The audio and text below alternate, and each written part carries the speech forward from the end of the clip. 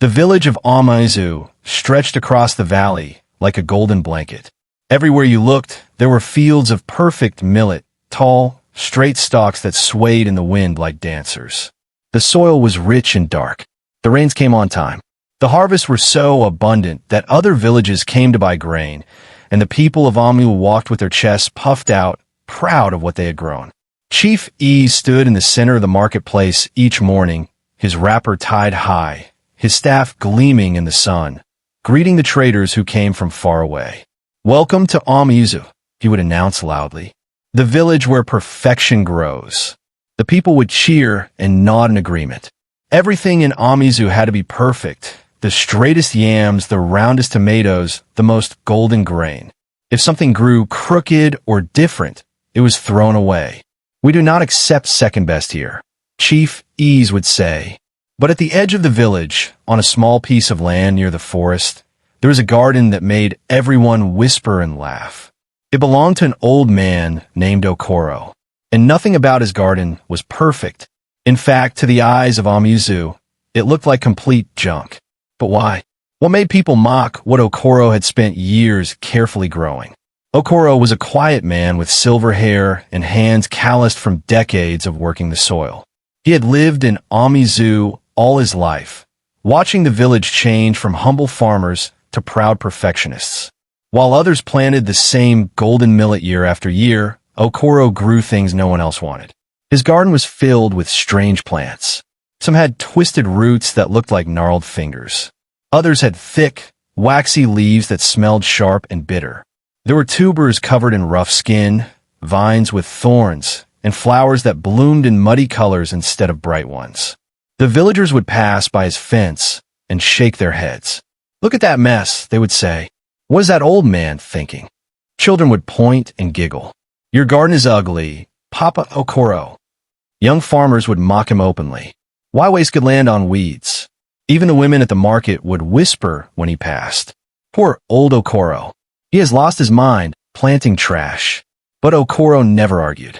He would simply smile gently and return to his work, carefully tending each plant as if it were precious. He knew something the villagers had forgotten, that beauty is not always what feeds you, and strength does not always look perfect. His plants were tough. They could survive drought, pests, and poor soil. They were survivors. But in a village obsessed with perfection, survival was not valued. Only appearance mattered. One afternoon, Chief Ease gathered the village elders under the big Irako tree for an important announcement. The whole village came to listen, curious and excited. Ease stood tall, his voice booming across the crowd. "People of Amiuzu, I have wonderful news. We're going to build a new road, a wide, smooth road that will bring even more traders to our village. We will become richer and more famous than ever before." The crowd cheered and clapped. A new road meant more business, more visitors, more respect for neighboring villages. But then Ease continued, and his words made some people gasp. "This road will start at the marketplace and cut straight through to the forest path. It will be the finest road in the region." An old woman raised her hand nervously. "But Chief, that path goes right through Okoro's land. What about his garden?" Chief Ease waved his hand dismissively, as if swatting away a fly. "That garden? That pile of useless weeds? It is an embarrassment to our village. Tearing it down will be doing everyone a favor." Laughter rippled through the crowd. People nodded in agreement. "Yes, that garden is ugly. It makes our village look bad. Okoro should have planted millet like everyone else." Only a few people stayed silent, feeling uncomfortable but too afraid to speak against the chief. And Okoro, standing at the back of the crowd, felt his heart sink like a stone in water. After the meeting, Okoro approached Chief Ease as the crowd dispersed. His voice was respectful but filled with quiet desperation. "Chief, please, I beg you to reconsider. My garden has taken me many years to grow. These plants are special. They are strong. They can survive things that—" Chief Ease cut him off with a sharp laugh. "Special? Strong? Old man, I see nothing but ugly weeds and twisted roots. You speak as if you're growing gold, but all I see is junk." He stepped closer, his voice dripping with contempt. You have wasted that land for too long. The village needs progress, not your foolish experiments with useless plants. People who had lingered nearby began to gather again, sensing a confrontation. Okoro tried once more, his voice shaking. Chief, please understand. These plants can't enough. Iza's shouts silenced him. The chief turned to address the growing crowd, raising his voice so everyone could hear. Look at this crazy old man. He thinks his garden of trash is more important than the progress of our entire village. The crowd laughed. Some pointed. Others whispered mockingly. Okoro's face burned with shame, but he stood his ground. Chief Ease, I'm not asking you to value my plants. I'm asking you to spare them. Let the road go around. Ease's face darkened with anger. You dare to tell me how to build my road? You, a foolish old man with a junk garden, presume to question my leadership. The silence that followed was heavy and dangerous. Chief Ease planted his staff in the ground with a loud thud. I have made my decision. The road will be built exactly as planned. Your garden will be torn down in 3 days. If you have anything worth keeping, remove it yourself. Otherwise, my men will clear it all away. Okoro's voice was barely a whisper. You are making a mistake, Chief. Ease leaned forward, his eyes cold. The only mistake I see is allowing you to waste good land for all these years. Now get out of my sight before I have you thrown out for disrespecting your chief. The crowd murmured in agreement. He should be grateful the chief even allows him to stay in the village, always causing trouble with his strange ways. Okoro looked around at the faces of people he had known his whole life. Neighbors, children he had watched grow up, families he had helped during hard times. But now they all looked at him with mockery or indifference. No one spoke up for him. No one defended him. He bowed his head slowly and walked away, his shoulders bent under the weight of rejection. Behind him, Chief Ease smiled triumphantly. That old fool has finally learned his place, he said to the elders around him. But as Okoro disappeared down the path toward his garden, a cold wind swept through the marketplace, carrying with it the faint smell of something bitter. And though no one noticed it then, that wind was a warning. 3 days later, Chief Ease's men arrived at Okoro's garden with hoes, machetes, and laughing voices. A crowd gathered to watch, treating it like entertainment. Come see the junk garden get cleared, children shouted, running ahead. Okoro stood at the edge of his land, watching as the men entered his gate. He had spent the past 3 days trying to save what he could, but there was too much. Too many years of careful cultivation, too many plants to move. Please, he said one last time, his voice hoarse. Just let me take a few more days to— Time is up, old man, the lead worker said, not unkindly but firmly. Chief's orders. And then the destruction began. The men swung their tools, cutting down the thick vines. They dug up the twisted roots and threw them aside like garbage. They trampled the flowers and kicked over the carefully arranged stones. The crowd watched, some laughing, others simply curious. Look how ugly those roots are. Who would plant something that smells so bad? Good riddance to this mess. Okoro stood silently, tears running down his weathered face. Each plant that fell felt like a child being torn from his arms. But he did not cry out. He did not beg anymore. He simply watched as years of his life's work was destroyed in a single morning. When it was over, the land was bare and broken. The workers wiped their hands and walked away, joking among themselves. The crowd dispersed, satisfied with the show, and Okoro was left standing alone in the ruins. That night, by the light of a small fire, Okoro knelt in the dirt of what used to be his garden. The ground was torn and lifeless now, but he carefully searched through the rubble. He found scattered seeds, broken roots that might still sprout, a few bruised tubers that had survived the trampling. With trembling hands, he gathered them into a small cloth bag. These were his strongest varieties, plants that had survived harsh seasons, that had resisted diseases, that had grown where others failed. I will not let you die, he whispered to the seeds. They did not understand your value, but I do. As the moon rose, Okoro packed a second bag with a blanket, a water gourd, a small pot, and the last of his food. He looked at his small hut, the place he had lived for decades. Then he looked toward the village, where firelight glowed in windows and laughter echoed from evening gatherings. He had given this village so much, his labor, his knowledge, his loyalty, and they had repaid him with mockery and destruction. But Okoro did not feel hatred, only sadness, and a quiet determination. Before dawn broke, he walked away from Amizu, the bag of seeds slung over his shoulder. He did not look back. Behind him, the village slept peacefully, unaware that the old man they had driven away was carrying something more valuable than all their perfect golden millet combined. And they would not realize it until it was almost too late. Okoro walked for days, following paths he barely remembered from his youth. His feet ached, his back protested, but he kept moving, driven by a purpose he could not fully name. He traveled away from the fertile valleys where villages clustered, toward the dry, rocky hills that most farmers avoided. The land here was harsh. Red earth baked hard under the sun. Scraggly thorn trees offered little shade. Streams were rare and shallow. Why would anyone try to farm here? Travelers would say, passing through quickly on their way to better places. But Okoro saw something different.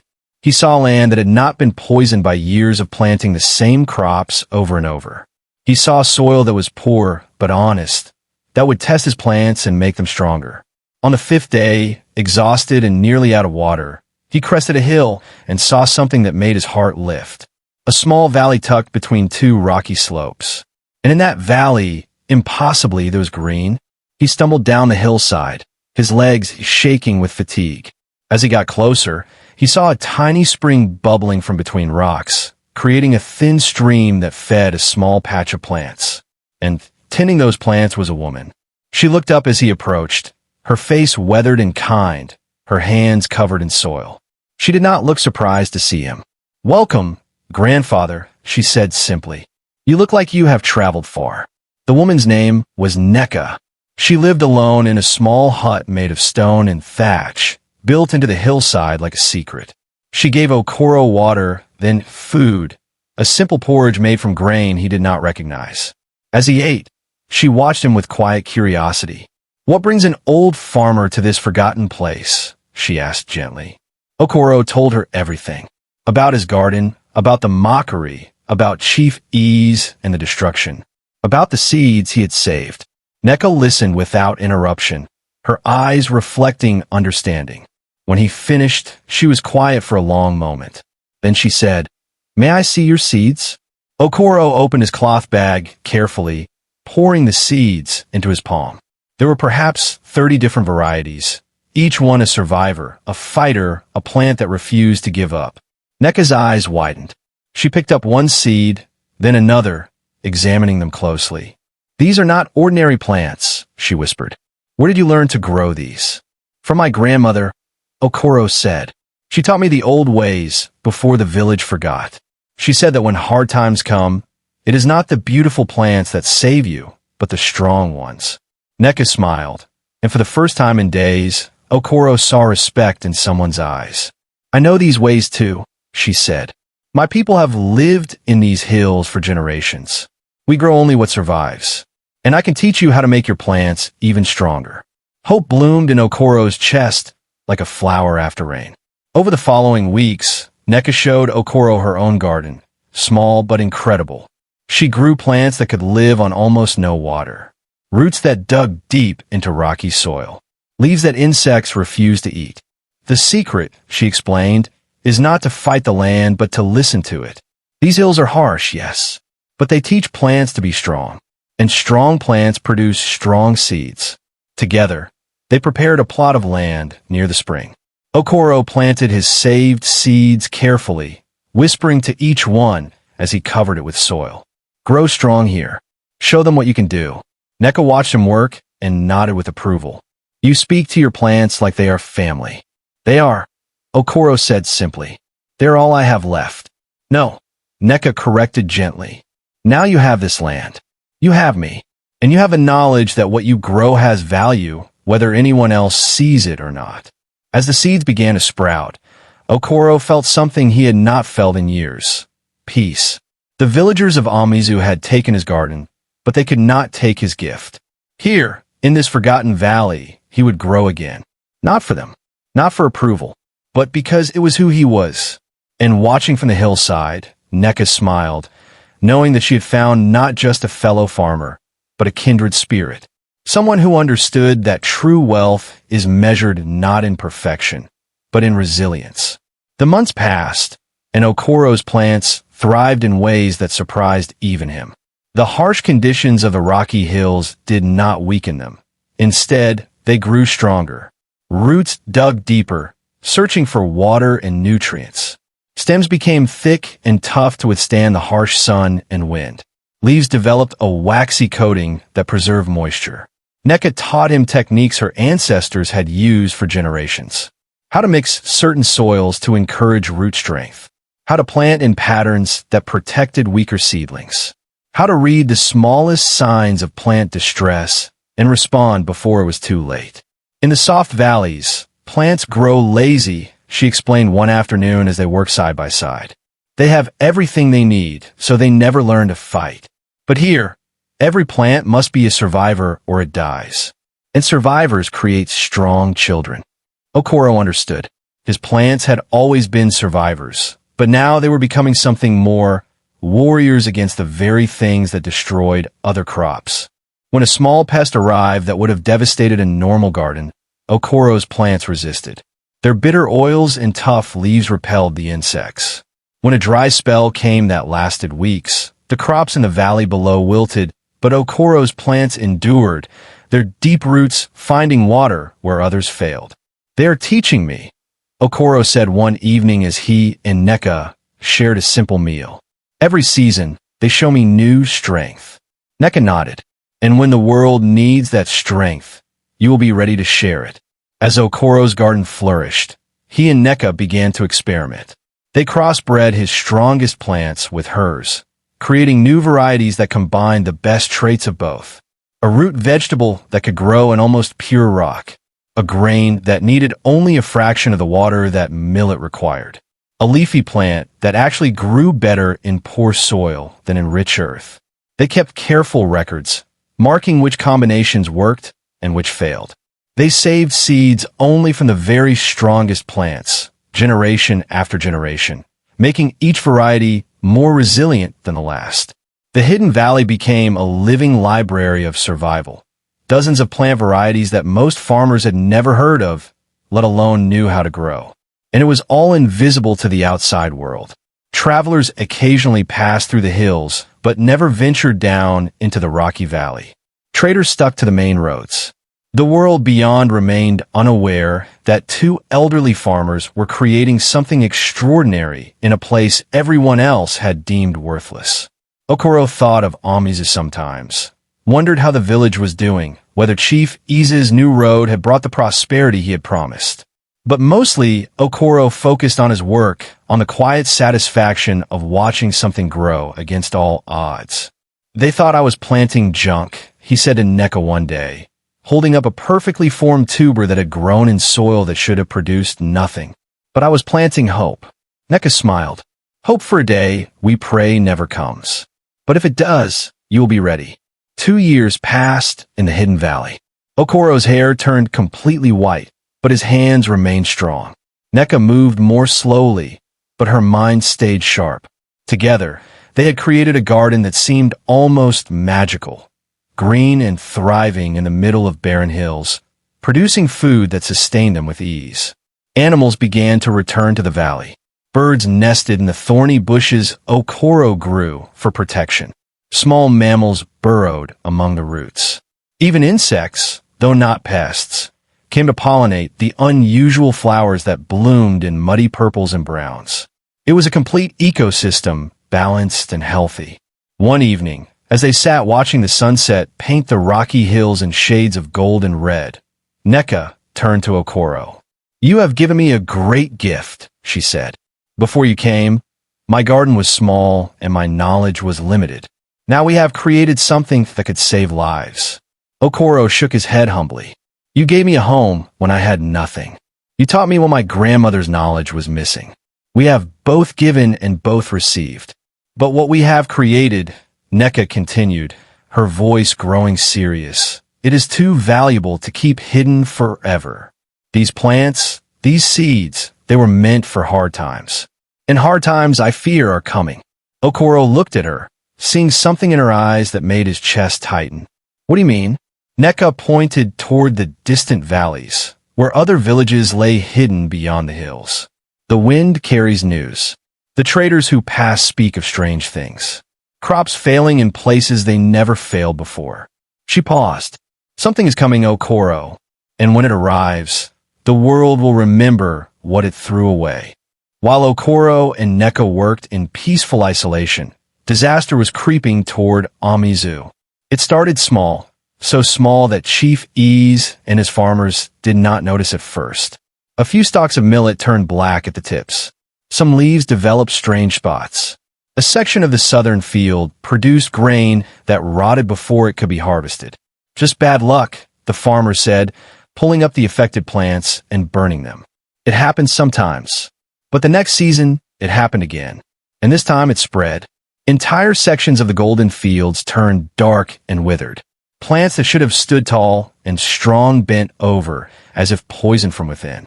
The smell was terrible, sweet and rotten like death. The village elders gathered to examine the problem, but no one had ever seen anything like it. It must be the weather, one said.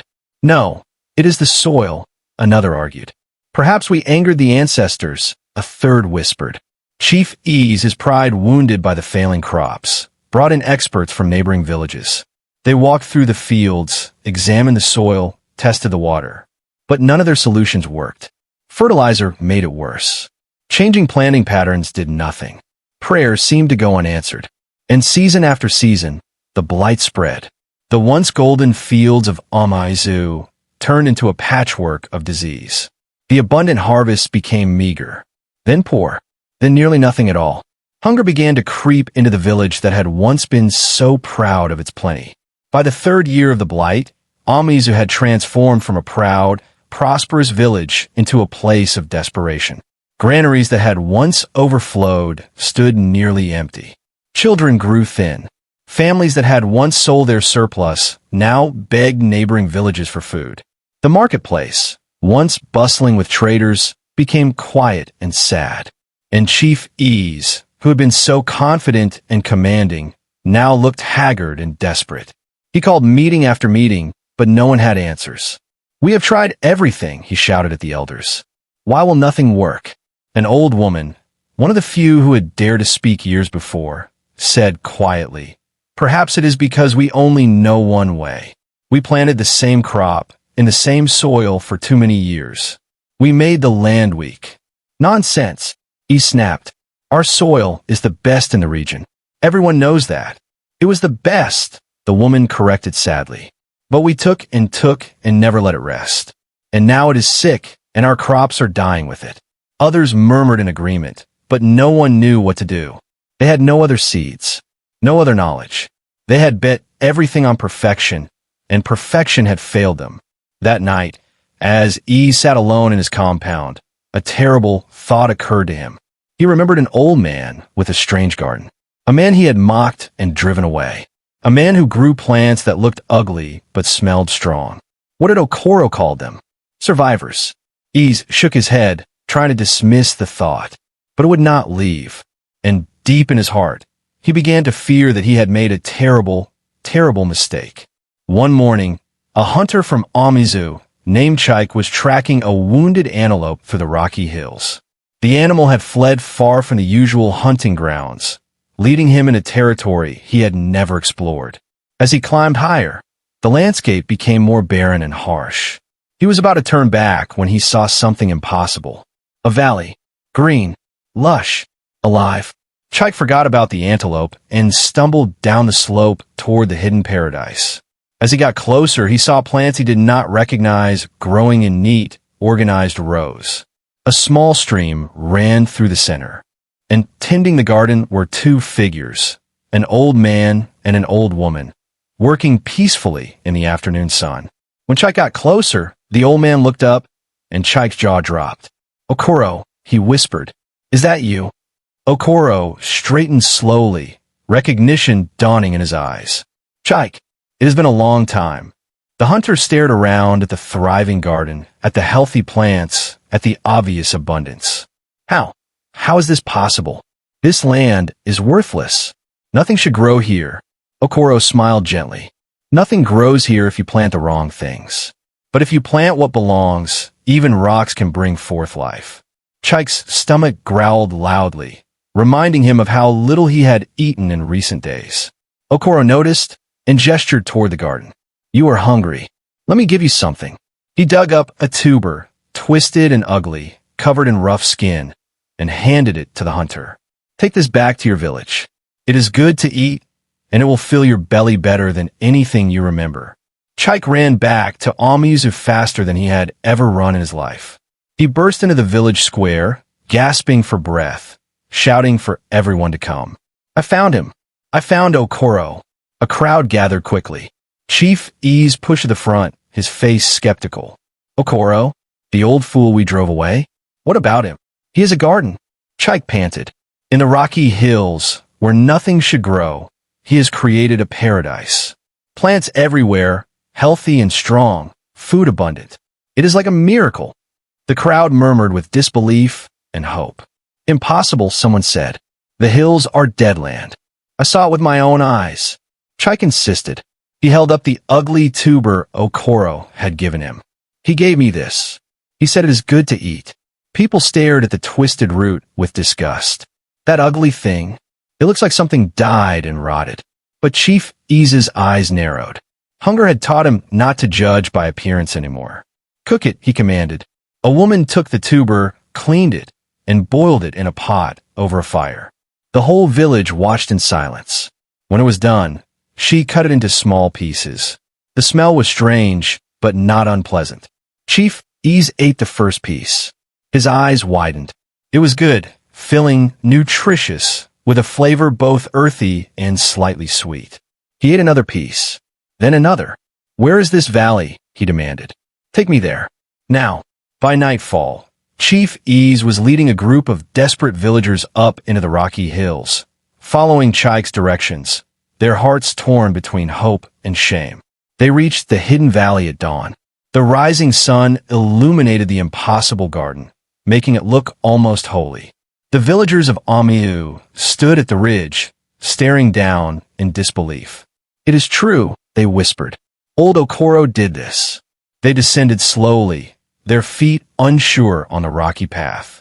As they entered the valley, they saw Okoro and Neka already awake, tending their plants in the cool morning air. Okoro looked up and saw the group approaching. For a moment, his hands stilled on the plant he was tending. He saw Chief Ease at the front, looking older and thinner than he remembered. He saw familiar faces from the village, people who had laughed at his garden, who had watched it be destroyed, who had done nothing to help him. Neka touched his arm gently. Remember who you are, she whispered, not who they made you feel you were. Okoro nodded and stood straight, his white hair catching the morning light. He did not smile or frown. He simply waited as they approached. The group stopped a few paces away, and for a long moment, no one spoke. The silence was heavy with memory and regret. Finally, Chief E stepped forward. His voice, once so commanding, now sounded hollow. Okoro, you are alive, and you have all this. Okoro's reply was simple. Yes. How? Someone in the crowd asked. How did you make this wasteland grow?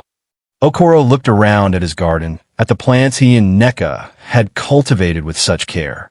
I planted what belongs here. What can survive here? The same plants you called junk. The villagers stared at the garden with new eyes. What had looked ugly in Okoro's old plot now looked like salvation. The twisted roots that they had mocked were growing abundantly from hard soil. The thick, waxy leaves they had found disgusting now seemed wise, designed to hold water. The bitter-smelling flowers they had scorned were actually protecting the plants from pests. These are the same plants? A woman asked, her voice breaking. The ones we destroyed? Okoro nodded slowly. The same. Were their children. I saved seeds before your chief's men tore everything down. Chief Ease's face went pale. The weight of what he had done, what he had destroyed, crashed down on him like a collapsing wall. I did not know. No, Okoro said, his voice neither angry nor gentle, simply truthful. You did not know because you did not want to know. You wanted only what looked perfect. What made you proud? You forgot that survival sometimes comes in strange packages. Another voice from the crowd, a young farmer, spoke up desperately. Our fields are dying, Okoro. A sickness has taken everything. Our millet, our yams, even our cassava. We are starving. Okoro had heard hints of this from travelers, but hearing it confirmed made his heart ache despite everything. These were still his people, still children of the same soil. I know, he said quietly. The wind carries news, even to forgotten places.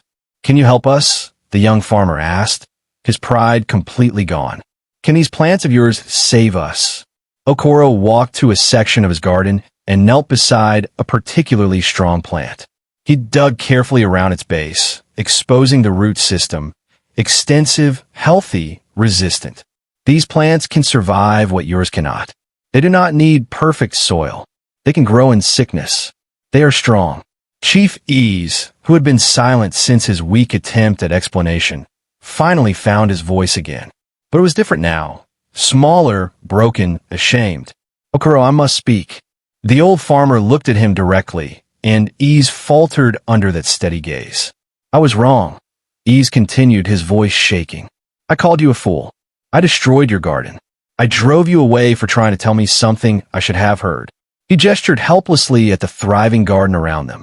You tried to show us a different way, and I was too proud to listen, too certain that my way was the only way. The villagers watched their once mighty chief humble himself before the old man he had shamed. Some felt satisfaction.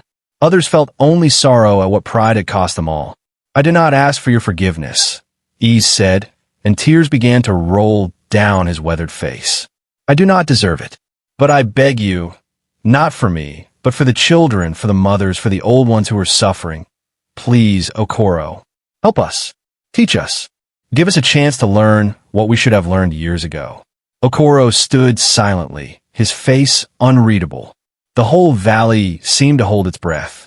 Neko watched from nearby, trusting his judgment, but ready to support whatever choice he made. Inside Okoro's chest, old pain wrestled with compassion. They had hurt him deeply. They had destroyed something he loved. They had made him an outcast in his own home. He would have been justified in turning them away, in letting them face the consequences of their cruelty. But he thought of the children, the innocent ones, and he remembered his grandmother's words. A strong plant shares its seeds because that is how strength spreads. Okoro looked at the desperate faces before him, the same faces that had mocked him, but now hollow with hunger and fear. He thought about revenge, how easy it would be to say no, how justified he would be in watching them struggle. But then he looked at his garden, at the plants that had survived because he had nurtured them when everyone else saw them as worthless. These plants did not grow out of bitterness. They grew because it was their nature to grow, to survive, to give life. Could he do less? He spoke quietly, but every word carried across the valley. The plants you destroyed were bred to resist exactly the kind of sickness you're facing now. My grandmother taught me that diseases come in cycles, long periods of health followed by plagues that wipe out everything weak. She said that in the old days, our ancestors grew many different types of crops, so when one failed, others survived. He walked through his garden, touching different plants gently. But your village, and many others, forgot this wisdom. You planted only what was beautiful, only what sold for the highest price, only what made you feel superior. You made your fields into a single crop, and when the sickness came, it had an easy feast. Chief Ease hung his head. We were fools. You were human, Okoro corrected. Humans forget. Humans get proud. But humans can also learn. He stopped and faced them directly. I will help you. I will give you seeds. I will teach you how to grow them. But you must understand something first. Okoro knelt and picked up one of his twisted roots, the same type that Chief Ease's men had trampled and thrown aside years ago. He held it up for everyone to see. This root saved my life when I had nothing. It fed me in Neka through seasons when other crops would have failed. It grows in soil too poor for millet. It survives drought, disease, and pests. It is one of the strongest plants I have ever known. He looked around at every face. But you called it junk. You laughed at it. You destroyed it because it did not look like what you thought food should look like. He paused, letting the words sink in. If I give you these seeds, will you value them? Or will you throw them away again the moment your fields recover and you no longer need them? The silence was profound. Then, one by one, villagers began to kneel in the dirt, not out of ceremony or custom, but from genuine humility and desperate hope. The young farmer who had spoken earlier was the first. We will value them, Okoro. I swear it. An old woman followed. We will teach our children about them. We will remember. More voices joined. We will never forget again. We will grow them with honor. Even Chief Ease lowered himself to his knees, his staff falling aside, his pride completely shattered. I will spend the rest of my days teaching people to value what I once destroyed. This I promise on my ancestors' graves. Okoro looked at all of them kneeling before him, and his throat tightened. He had not wanted this, to be elevated, to be begged. He only wanted his knowledge to be respected, his plans to be valued. Stand up, he said gently. All of you. I do not need you to kneel. I only need you to learn. Over the following days, Okoro and Neka taught the villagers everything. They showed them how to prepare the rocky soil to accept the tough plants. They demonstrated proper spacing, watering techniques for crops that needed little moisture, and how to recognize the signs of a plant thriving versus struggling. They explained which plants could grow even in soil contaminated by the crop sickness, and which ones actually helped heal the earth by drawing out toxins through their deep roots. These plants are not just food, Okoro explained as the villagers took careful notes. They are medicine for the land itself. When you grow them, you are not just feeding yourselves. You are healing what has been broken. Chief Ease watched everything, no longer giving orders, but learning alongside the youngest farmers. His hands, once soft from years of delegating work, now grew calloused again as he helped prepare seed beds. The transformation in the village's attitude was complete. Plants they had once scorned were now handled with reverence. Seeds that looked strange and unappealing were treated like precious gems. And Okoro, the man they had driven away in shame, was now listened to with the respect of a master teacher. Before the villagers returned to Amiu, Okoro carefully portioned out seeds from his strongest plants. He wrapped each variety separately, labeling them with instructions written on bark. Start small, he advised. Plant test plots first. Learn how each variety behaves in your soil. Do not expect them to act like millet or yams. They have their own nature, their own timing. The villagers accepted the precious packages with trembling hands, some with tears in their eyes. How can we ever repay you? Someone asked. Okoro shook his head. Grow them well. Teach others. Never again look down on something just because it is different. That is payment enough. As the group prepared to leave, Chief Ease remained behind. He approached Okoro one final time, his face heavy with words he struggled to speak. Okoro, I need to say something more. Not as a chief, but as a man who wronged another man deeply. Okoro waited, patient as always. Ease continued, his voice rough with emotion. When I destroyed your garden, I destroyed more than plants. I destroyed your dignity, your home, your life's work. I used my power to crush someone who only tried to help. And the worst part, his voice broke. The worst part is that some small voice inside me knew you might be right. But I silenced it because admitting you were right would mean admitting I was wrong. And my pride was more important to me than truth. He looked directly into Okoro's eyes. I am sorry. Truly, deeply sorry. Not because we need you now, but because what I did was evil, and I have carried that weight every day since you left. Okoro was quiet for a long moment. Then he placed his weathered hand on Ease's shoulder. I forgive you, Chief. Not because you earned it, but because carrying hatred would make me as sick as the soil you cannot grow in anymore. We both need healing. You from your pride, me from my bitterness. Ease's tears fell freely now. I do not deserve your forgiveness. No one ever does, Okoro said gently. That is what makes it forgiveness and not payment. He smiled slightly. But you can earn something else, the chance to be a different kind of leader. One who listens. One who values wisdom over appearance. Can you do that? Ease nodded vigorously. I swear it. The rest of my life will be spent making this right. Seasons passed. The villagers of Amizu planted Okoro's seeds carefully, following his instructions exactly. The first harvest was small, but healthy, tough roots and hearty grains that grew despite the sick soil. They ate them gratefully, no longer caring about appearance, only about survival. But something else grew alongside the crops: humility. The village that had once been proud of its perfection now became known for its wisdom in diversity. They no longer planted only one crop, but maintained fields of many varieties, some beautiful, some strange-looking, all valuable. The blight slowly retreated as the healing plants did their work, drawing toxins from the soil season after season. And eventually, even the golden millet could grow again. But now it grew alongside Okoro's tough survivors, creating a balance the land had not known for generations. Chief Ease kept his promise. He stepped down from his position of absolute authority and created a council of elders that included farmers, herbalists, and knowledge keepers. He spent his remaining years traveling to other villages, teaching them about the danger of pride and the value of diversity. Never mock what seems strange or ugly, he would tell them, for it may hold the very strength you will need when your own way fails. Okoro himself chose to remain in the hidden valley with Neka, though the villagers built a guest house for him in Amizu and begged him to return. My place is here, he would say, but you're always welcome to visit and learn. And they did. Young farmers made the pilgrimage to the rocky hills to sit at Okoro's feet and learn the old ways. They brought seeds to share, stories to tell, and most importantly, open minds willing to see value in unexpected places.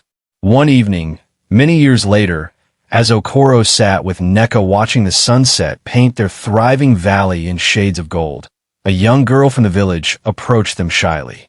Elder Okoro, she said, my teacher told me to ask you, what is the most important lesson you ever learned? Okoro smiled, his face deeply lined, but his eyes bright with life. He picked up one of his twisted, ugly roots and held it gently. I learned that the world will judge you by how you look, but the soil judges you by how deep your roots go and how well you survive the storms. And in the end, only the soil's judgment matters. The girl nodded thoughtfully, not fully understanding yet, but holding the words in her heart for when she would. As darkness fell and stars appeared, Okoro and Neka sat in comfortable silence, surrounded by the garden that had saved a village, watching fireflies dance among plants that everyone had once called junk. And far below, in Amizu, families gathered around evening fires, eating food from seeds they had once destroyed, teaching their children never to mistake beauty for value or difference for worthlessness. The old man's garden had become a village's salvation, and his lesson had become their legacy. If this story made you think differently about what you've dismissed or thrown away, comment roots below. Because sometimes what looks like junk to the proud becomes treasure to the humble. Subscribe and share this with someone who needs to know that true strength doesn't always look perfect. It just survives when everything else fails. What have you judged too quickly? Drop your story in the comments. Let's build a community that values depth over appearance, resilience over perfection, and wisdom over pride.